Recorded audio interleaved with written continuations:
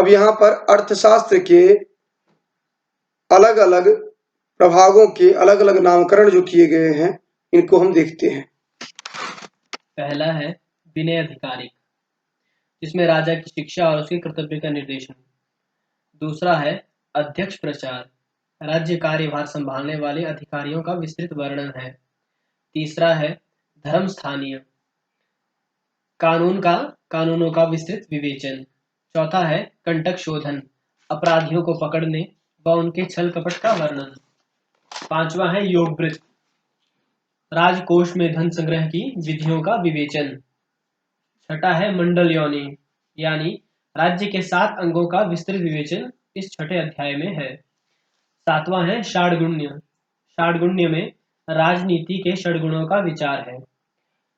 आठवां है व्यसनाधिकारिक, यानी व्यसनाधिकारिक में शिकार, जुआ आदि से राजा पर आई विपत्तियों का वर्णन है। नौवां है अभ्यास्यत कर्म, इसमें आक्रमण विषय चर्चा है।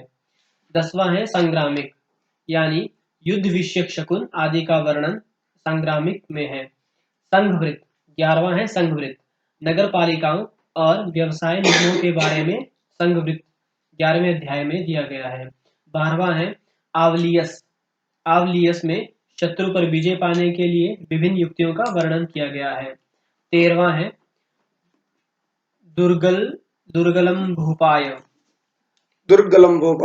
दुर्गलंभोपाय शत्रु के दुर्ग को जीतना तथा शांति व्यवस्था बनाए रखना। दुर्गलम 13वें अध्याय दुर्गलंभोपाय में है, शत्रु के दुर्ग को जीतना तथा शांति व्यवस्था बनाए रखना। 14वां है औपनिषदक, औपनिषदक यानी शत्रु वध के लिए मंत्र औषधि का प्रयोग व अन्य रहस्यपूर्ण विषय का वर्णन औपनिषदक में है। और अंतिम और 15वां अध्याय है तंत्र युक्ति, तंत्र युक्ति में इसमें ग्रंथ की विषय वस्तु का वर्णन है। यही अर्थशास्त्र के 15 अध्याय है।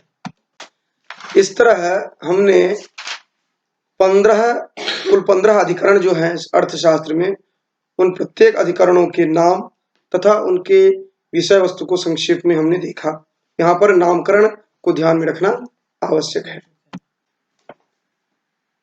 अर्थशास्त्र के इस परिचयात्मक कड़ी जो हम देख रहे थे, उसमें प्रथम में तो हमने विस्तार पूर्वक देखा जो कि 15 अधिकरण में क्या क्या विषय वस्तु है।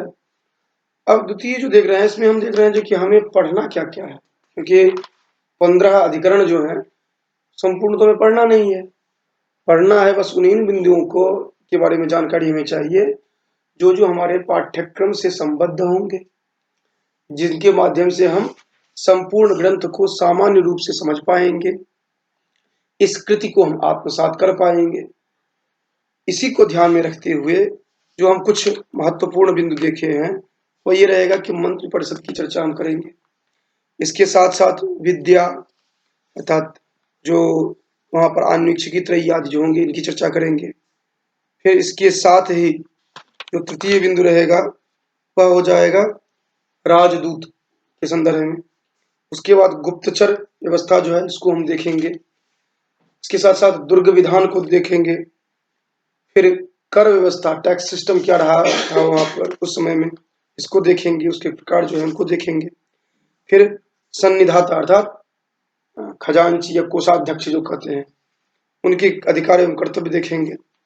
इसके बाद हम विवाह के प्रकार को देखेंगे, 8 प्रकार के जो विभाग की चर्चा की गई है। उसके बाद स्त्री धन जो है इसको देखेंगे, और साथ साथ उसका दाय भाग, स्त्री धन और दाय भाग में मैन्युटली अंतर है, उसको भी हम देखेंगे, स्त्री धन को, उसके साथ साथ दाय भाग को। उसके बाद पारुष्य देखेंगे। पारुष्य का अर्थ अभिप्राय है जो कि दंड के अभिप्राय में है, क्योंकि अपराध के लिए जो दिया जाता है, तो इसको हम देखेंगे। इसके बाद देखेंगे जो कि कोष का अधिकाधिक संग्रह कैसे किया जाता है, इसके लिए एक टर्म दिया गया है कोषाभिसंहरण, इसको देखेंगे। इसके बाद जो महत्वपूर्ण में एक है वह है सप्तांग राज्य, या उसको कहते हैं सप्त प्रकृतियां, इनको देखेंगे। उसके बाद 60 गुणी, 6 प्रकार के जो राजा के गुण होना चाहिए, उनको देखेंगे। उसके बाद राजा पर जो समस्याएं आती हैं उनको देखेंगे, क्योंकि राजा का अधिकार तो हमें समझ में आता है, लेकिन उनके कर्तव्य जो हैं और उन पर जो समस्याएं आती हैं उनकी भी चर्चा हम करेंगे। उसके बाद व्यूह रचना के संदर्भ में हम देखेंगे कि कितने प्रकार के व्यूह हैं, और लास्ट में सभी का सार संक्षेप हम प्रस्तुत करेंगे। इस तरह से चर्चा प्रस्तुत होगी।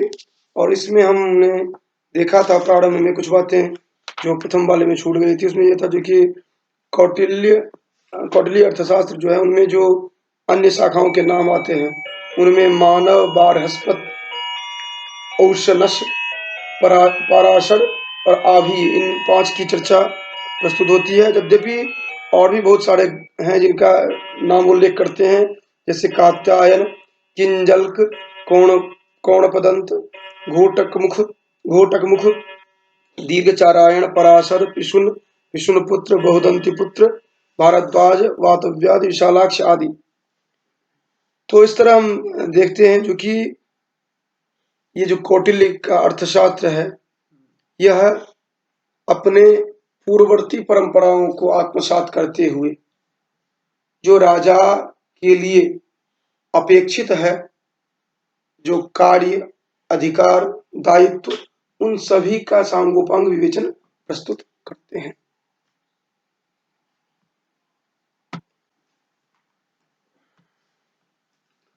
प्रारंभ में ग्रंथकार जो हैं ये कहते हैं ओम नमः शुक्र बृहस्पतिभ्याम कहते हुए प्रारंभ करते हैं। कहते हैं प्रथम में ही पृथिव्या लाभे पालने च जावन्त्यर्थशास्त्राणि पूर्वाचार्ये प्रस्थापितानि प्रायशस्तानि संगृह्य एकमिदम् अर्थशास्त्रं कृतम्।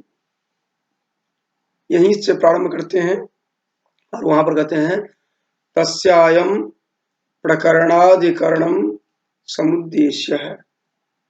तस्यायं प्रकरणाधिकरण समुद्देश्यः, यहीं से प्रारंभ होता है।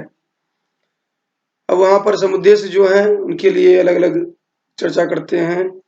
विद्या समुद्देश्य, वृद्ध समुद्देश्य, इंद्रिय जय, अमात्योत्पत्ति, मंत्री पुरोहितोत्पत्ति, उपाधिवे, फिर शौचा शौच ज्ञानम अमात्यानाम, गूढ़ पुरुष प्रणिधि, स्विषये कृत्याकृत्य रक्षणम, पड़ विषये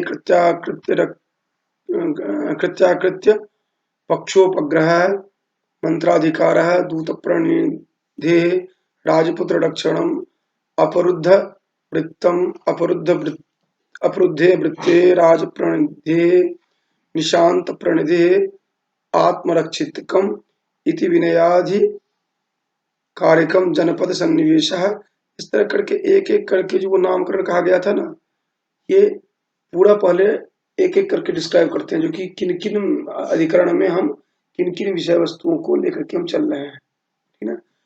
यहाँ पर जो हमें ध्यान रखना होगा नामकरण के लिए वो ये होगा कि अलग अलग अधिकरण जो हैं, जैसे प्रथम अधिकरण का क्या नामकरण होगा, फिर द्वितीय अधिकरण जो हैं जैसे प्रथम अधिकरण का प्रकरण अधिकरण कहते हैं, क्योंकि वहां पर चर्चा क्या करते हैं, प्रकरण की ही चर्चा करते हैं। इसके साथ साथ हम जब आते हैं द्वितीय देखते हैं तो इसका नामकरण एक जगह देख लेंगे, क्योंकि ये अलग अलग 15 देखेंगे तो उसमें छूट सकता है एक। इसी तरह यहाँ पर चतुर्थ को देखते हैं जो कि कंटक शोधन होगा, पंचम जो होगा योग वृत्त होगा। इस तरह करके हम एक एक करके लिस्टिंग कर लेंगे, चार्ट बना करके। यहाँ पर प्रारंभ से यह है एक एक करके चर्चा करते हैं और वहां से शुरू करते हैं जो कि आन्वीक्षिकी त्रयी वार्ता दंड नीतिश्चेति विद्या, त्रयी वार्ता दंड नीतिश्चेति मानवा, त्रयी विशेषो ही आन्वीक्षिकी वार्ता दंड नीतिश्चेति बारहपत्या। इस तरह करके ये एक एक विषय वस्तु को लेकर के आगे चर्चा करते हुए जिस तरह उन्होंने अधिकरण के हिसाब से एक एक करके समुद्देश्य की चर्चा किया है, इसी तरह वो एक एक करके सभी बिंदुओं की चर्चा करते चले जाते हैं।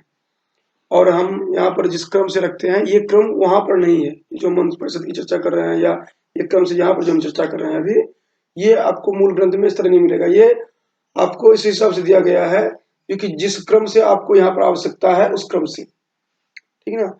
यहाँ पर जो पाठ्यक्रम में निर्धारित जिस क्रम से किया गया है उसी क्रम को ध्यान में रखते हुए हम एक एक करके यहाँ पर देखते हैं। और ग्रंथ में जो चर्चा किया गया है वो किस तरह से किया गया है। पहले तो अधिकरण हुए, अधिकरण में 150 अध्याय है, अधिकरण को अध्याय में बांटा गया और अध्याय को फिर वो प्रत्येक अध्याय में कुछ कुछ विषय रखे गए हैं। अध्याय को विषयों में नहीं बांटा गया, अध्याय में प्रत्येक अध्याय में कुछ कुछ विषय रखे गए हैं और प्रत्येक विषय से संबंधित कुछ श्लोक हैं। इस तरह करके आप देखते हैं एक विभाजन जो है अधिकरण में, अधिकरण को फिर हम देखते हैं अध्याय में, अध्याय को फिर हम देखते हैं कुछ विषयों में और विषयों को देखते हैं फिर श्लोकों में, ठीक। तो यहाँ पर हम जो चर्चा कर रहे हैं वो उन विषयों को लेकर चर्चा कर रहे हैं। हम अधिकरण सह नहीं देख रहे हैं, अध्याय सह नहीं दिख रहे हैं, हम केवल विषय वस्तु जो है जो हमारे लिए अपेक्षित है उनको लेकर के हम चर्चा प्रस्तुत कर रहे हैं।